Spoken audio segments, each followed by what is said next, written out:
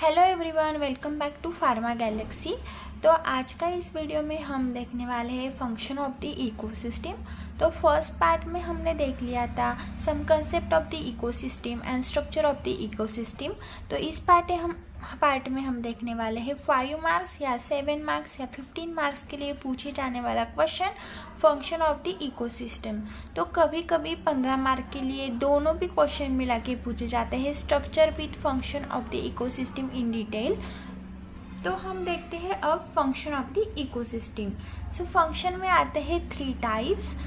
तो primary function, secondary function and tertiary function. Okay, तो primary function में आते हैं the primary function of all ecosystem is manufacture of the starch and photosynthesis.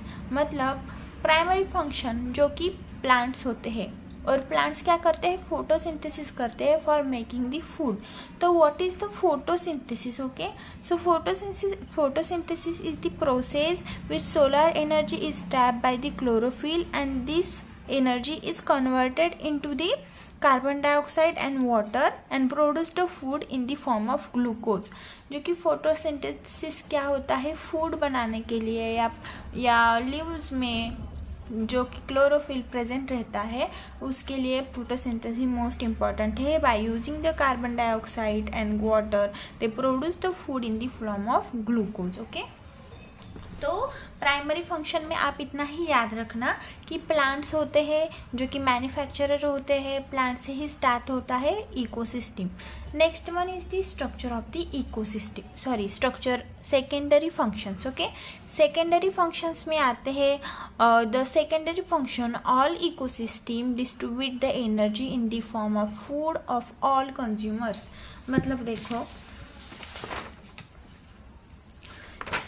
For example ये grass हो गया, grass में हमने देखा अभी प्लांट्स। ओके, प्लांट्स क्या करता है, फोटोसिंथेसिस थ्रू फूड मेक करता है, फूड बनाता है। बाद में प्राइमरी कंज्यूमर्स होते हैं जो कि गोट, काव वगैरह, जो कि क्या करते हैं, ग्रास को ईट करते हैं। मतलब वो एनर्जी कहाँ ट्रांसप्लांट हुई, गोट में। अब गोट क्या करता है, गोट, हैन, चिकन, ये सारे जो वेज खाते हैं वो क्या कौन खाता है, मैन खाता है। और मैन का गोट का एनर्जी किस में गया, मैन में गया। तो यही होता है सेकेंडरी फंक्शन में, मतलब डिस्ट्रीब्यूट होता है energy from one food to all consumers. Okay, तो इस लाइन का आपको समझ में आ गया होगा।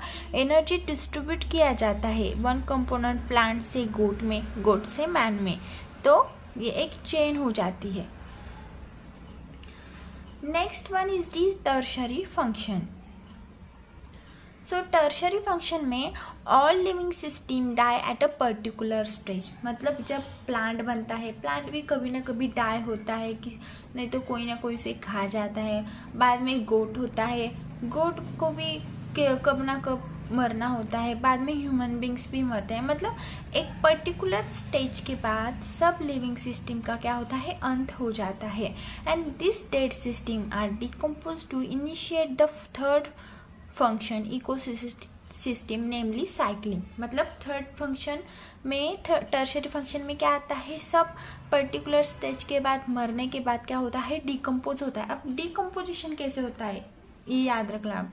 डिकम्पोजिशन मतलब फॉर एग्जांपल एक प्लांट हो गया,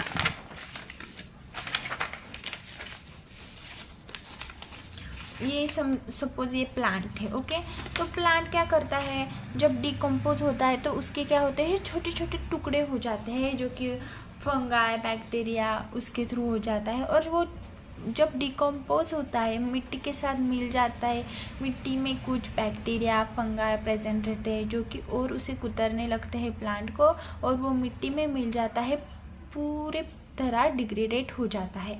मतलब टर्शरी फंक्शन में क्या आता है, ऑल डाई सिस्टम आता है। इतना याद रखना कि एक पर्टिकुलर स्टेज के बाद सब मर जाते हैं, बाद में डिकम्पोज करने के लिए बैक्टीरिया का यूज़ होता है थर्ड फंक्शन में, उसको ही कहते हैं साइक्लिंग। और मिट्टी को मिल जाने के बाद फिर उसका खाद तैयार हो जाता है, फिर एक प्लांट का नई उत्पत्ति होती है। तो ये कंटिन्यूसली साइक्लिंग चलता रहता है, ठीक है। ये एक अनस्टॉपेबल प्रोसेस होता है। So all function of the ecosystem में बी डिफाइंड फॉलोइंग टर्म्स। उसके लिए कुछ टर्म्स होते हैं फंक्शन के लिए। First function is the energy material flow, second is the food chain, third is the food webs और fourth is the food pyramids. Okay, तो ये 4 फंक्शन हैं, हम देखने वाले हैं इन डिटेल। तो first is the productivity. Okay, तो इकोसिस्टम में आता है प्रोडक्टिविटी। प्रोडक्टिविटी मतलब क्या? The rate of the biomass of production is called productivity. तो सिंपल डेफिनेशन है प्रोडक्टिविटी का, the rate of the biomass of the production, मतलब प्रोडक्शन का जो बायोमास है उसका रेट कितना है, उसको ही हम कहते हैं productivity. So productivity they are divided into 2 types, gross primary productivity and secondary productivity. तो ग्रॉस प्राइमरी प्रोडक्टिविटी में क्या होता है? The rate of the production of organic matter during photosynthesis is called gross primary productivity.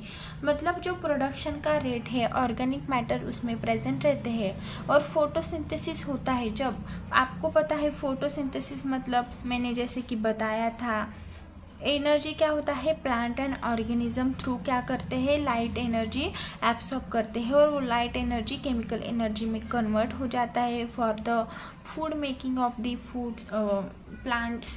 तो ये photosynthesis हो गया, तो उसको हम क्या कहते हैं, ग्रॉस प्राइमरी प्रोडक्टिविटी। अब सेकेंडरी प्रोडक्टिविटी में क्या है? The rate of the formation of the new organic matter bye consumers is called secondary productivity. This is the difference between gross primary productivity and secondary productivity. मतलब जो organic matter है, जो consumers है, उनका क्या हो रहा है, फॉर्मेशन हो रहा है new organic matter by the consumers. This is the secondary productivity. Next is the decomposition. तो डिकम्पोजिशन मतलब क्या होना, dead after the particular stage. जैसे कि हमने देखा था उसमें क्या आता है, dead leaves, dead faeces, dead bodies, सारी चीज़ें डिकम्पोजिशन में आ जाती है। तो डिकम्पोजिशन होता कैसे है? तो breakdown of the complex organic matter into inorganic matter of the inorganic substances. मतलब जो कॉम्प्लेक्स ऑर्गेनिक मैटर होता है, फॉर एग्जांपल एक प्लांट हो गया, प्लांट का डिकम्पोजिशन किससे होता है, इनऑर्गेनिक मैटर से होता है, इनऑर्गेनिक सब्सटेंसेस से होता है, like carbon dioxide, hydrogen, nutrient. In this process is called decomposition. ठीक है, तो डिकम्पोजिशन का क्या होता है, इतना complex organic substance they are converted into the inorganic matter using by the carbon dioxide and water and nutrient. This is called decomposition. तो steps of the decomposition, firstly fragmentation होता है, लीचिंग होता है, कैटाबोलिज्म होता है, humification and mineralisation. तो ये process steps है। हम स्टेप्स में क्या होता है वो अब इन डिटेल देखते हैं।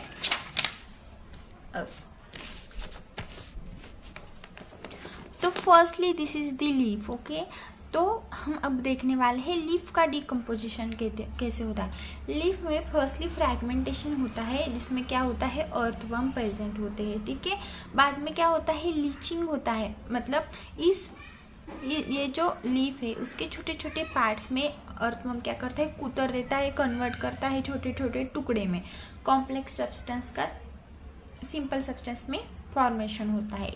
बाद में लीचिंग प्रोसेस होता है, मतलब जो वाटर सोल्यूबल पार्ट होता है वो उसका क्या करता है, अर्थवर्म वो खा लेता है, छोटे छोटे टुकड़े हमारे प्लांट्स के हो चुके आप देख सकते हैं।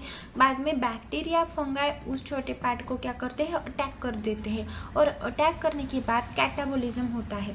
कैटाबोलिज्म होने के बाद वो अगेन छोटे पार्ट्स में क्या होता है, कन्वर्ट होता है। बाद में क्या होता है, ह्यूमिफिकेशन होता है।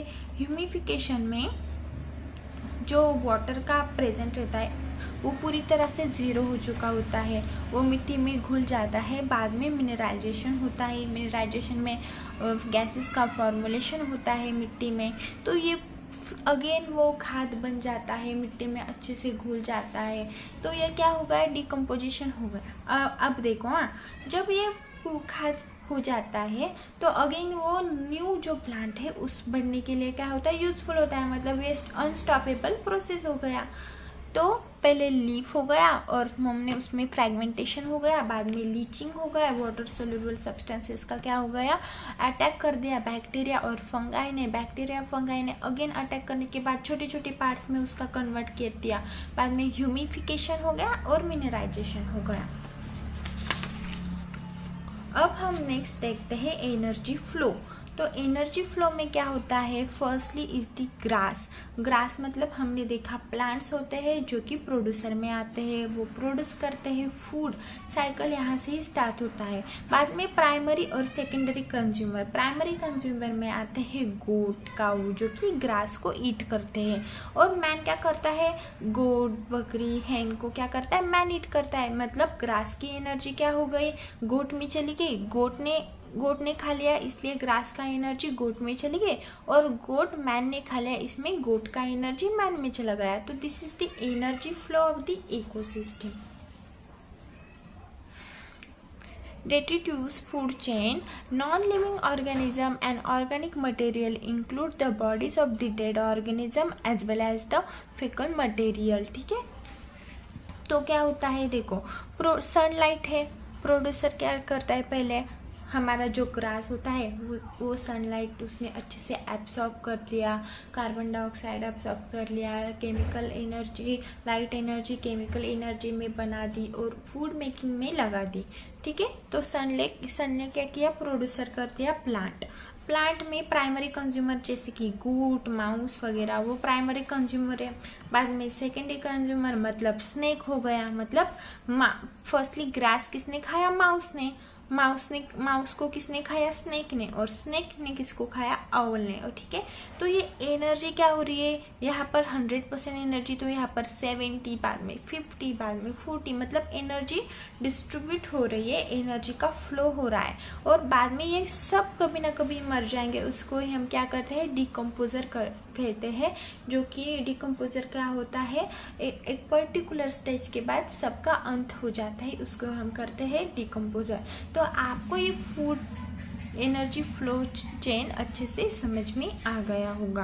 और टर्शरी कंज्यूमर, ठीक है, तो ये सिंपल देखो, प्रोड्यूसर जो होता है, हमने एक पिरामिड तैयार कर लिया, यहाँ पर लेवल्स दिखाए, यहाँ पर एनर्जी दिखाई। ठीक है, प्रोड्यूसर मतलब प्लांट के पास क्या होता है, 100% एनर्जी होता है। तो 100% एनर्जी जब इंसेक्ट या बर्ड्स प्लांट्स को खाते हैं तब उनके पास कितना एनर्जी जाता है, 10% एनर्जी जाता है। देखो, प्लांट के पास जो 100% एनर्जी होता है वो पूरा का पूरा इंसेक्ट या बर्ड में नहीं जाता, 10% ही जाता है। This is known as the trophic level. Okay, तो 10% जाने के बाद सेकेंडरी कंज्यूमर मतलब जो बर्ड्स है, इंसेक्ट्स है, वो कौन खाता है, रैट खाता है। और रैट को खाने के बाद जो 10% एनर्जी है, देखो यहाँ पर 100 में से 10 ही गया और 10 में से 1% ही एनर्जी क्या करता है, रैट को मिलता है। बाद में रैट कौन खाता है, आउल खाता है, जो कि टर्शरी कंज्यूमर में होते हैं। तो 0.1% एनर्जी ही आउल को मिलता है। This is the trophic level of the ecosystem and this pyramids. Okay, तो आपको ये समझना है कि पूरा का पूरा एनर्जी जो होता है वो एब्सॉर्ब नहीं हो पाता, मतलब थोड़ा थोड़ा एनर्जी सबको मिलता रहता है। तो सबसे ज़्यादा क्या इम्पोर्टेंट है, प्लांट इम्पोर्टेंट है। जब प्लांट ही नहीं रहेगा तो ये आगे साइकिल बढ़ेगा ही नहीं। इस पिरामिड में सब जो कंपोनेंट है, प्राइमरी, सेकेंडरी, टर्शरी, प्रोड्यूसर, सभी कंपोनेंट मोस्ट इम्पॉर्टेंट है एक इकोसिस्टम चलने के लिए। इकोसिस्टम में बायोटिक, अबायोटिक सब पार्ट्स इम्पॉर्टेंट है। एक ही पार्ट नहीं रह गया तो इकोसिस्टम अच्छे से नहीं चलेगी।